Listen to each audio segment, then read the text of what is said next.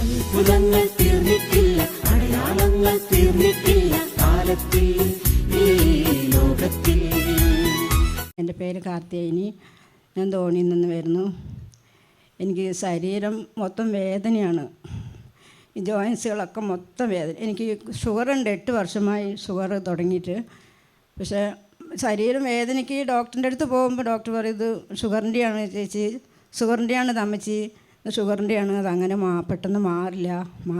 പക്ഷെ ഞാൻ വീട്ടു ജോലികളെല്ലാം ചെയ്യുമ്പോൾ ഞാൻ എപ്പോഴും സ്തുതിച്ചുകൊണ്ട് തന്നെ പണികളൊക്കെ ചെയ്യും. പക്ഷെ വേദനയാണ് പറഞ്ഞിട്ട് ഒരു ഭാഗത്ത് കിടക്കില്ല. എപ്പോഴും ദൈവത്തിനോട് നന്ദി പറഞ്ഞ് സ്തുതിച്ചുകൊണ്ട് തന്നെ ഏത് നിമിഷവും പ്രാർത്ഥിച്ചുകൊണ്ട് തന്നെ എൻ്റെ ജോലികൾ ചെയ്യും. ഞാൻ അങ്ങനെ എല്ലായിടത്തേക്കും പ്രാർത്ഥിക്കാനായിട്ട് എല്ലായിടത്തേക്കും പോവുകയും ചെയ്യും. ബസ്സിലൊക്കെ യാത്ര ചെയ്യുമ്പോഴൊന്നും എനിക്ക് തീരെ കയറാനോ ഇറങ്ങാനോ ഒന്നും പറ്റില്ല. എങ്കിലും ഞാൻ കയറും, പ്രാർത്ഥിച്ച് കയറി എല്ലായിടത്തും പോയി പ്രാർത്ഥിച്ച് നല്ല ജോലിയൊക്കെ ചെയ്ത് ശുശ്രൂഷ ചെയ്ത് പ്രേക്ഷിത ജോലിയൊക്കെ ചെയ്തിട്ട് വരും. പക്ഷേ മരുന്ന് കഴിച്ചാലും വേദനയ്ക്ക് ഒരു കുറവുമില്ല. അപ്പോൾ ഇന്നലെ എനിക്ക് ചെറുതായിട്ടൊരു ഈ കഴിഞ്ഞ വെള്ളിയാഴ്ച എനിക്ക് നല്ലൊരു അഭിഷേകം ഉണ്ടായിരുന്നു.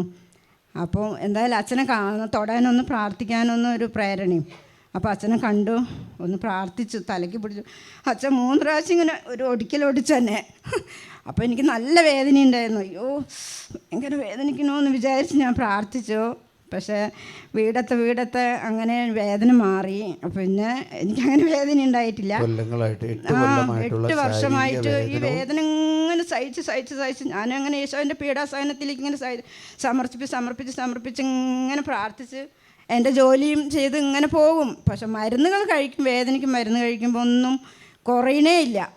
പിന്നെ അതുപോലെ എന്തായാലും വെള്ളിയാഴ്ച അങ്ങനെ തലയ്ക്കൊന്ന് പിടിച്ചപ്പോൾ എനിക്കെൻ്റെ ശരീരം ഒന്ന് നല്ലോണം ഫ്രീ ആയി. എനിക്ക് ഈ കൈയൊന്നും ഇങ്ങനെ പൊക്കാനോ ഇങ്ങനെ തലയ്ക്ക് വെച്ച് ഇങ്ങനെ കിടന്ന് 2 കൈയും എനിക്ക് ഒരു കുഴപ്പമില്ല, നല്ല സുഖമായി ഫ്രീ ആയി. എൻ്റെ വയറും അതുപോലെ ഇങ്ങനെ ഒരു ചില സമയത്ത് അങ്ങനെ ഒരു വീർത്ത പോലെ ഒന്നും ഒരു സമനം ഇല്ലാത്തതുപോലെ, ഭക്ഷണം കഴിച്ചാലും കഴിച്ചില്ലെങ്കിലും ഒരേപോലെ ഇങ്ങനെ ദുമ്മെന്നിരിക്കും. പക്ഷേ ഇപ്പം എല്ലാം നല്ല ഫ്രീ ആയി. അതുപോലെ എനിക്ക് സ്തുതിക്കാൻ പറ്റാണ്ട് ഇതുപോലെ സ്തുതിക്കുമ്പോൾ എനിക്ക് ഇവിടെ ഈ വലതു ഭാഗത്തൊരു വേദന ഉണ്ടായിരുന്നു. അപ്പോൾ ഞാനിതുപോലെ അച്ഛനോട് വേഗം പോയി പ്രാർത്ഥിച്ചു. അപ്പോൾ എനിക്ക് എനിക്ക് വലതു ഭാഗത്തൊരു വേദന, ഉറക്കെ സ്തുതിക്കാൻ പറ്റുന്നില്ല എന്ന്. അപ്പോൾ അച്ഛൻ പറഞ്ഞു ഈശോ സുഖപ്പെടുത്തുകയാണ് പറഞ്ഞു. പക്ഷെ സുഖപ്പെടുത്തി. ഇപ്പം എനിക്ക് എത്ര ഉറക്കമാണെങ്കിലും കതറി പ്രാർത്ഥിക്കാം. പക്ഷെ ആ വേദനയില്ല, സുഖപ്പെടുത്തി. യേശുവേ നന്ദി, യേശുവേ സ്തുതി. ഈശോ തന്നതിന് 1000 കോടി നന്ദി. ദൈവമേ നന്ദി, യേശുവേ നന്ദി.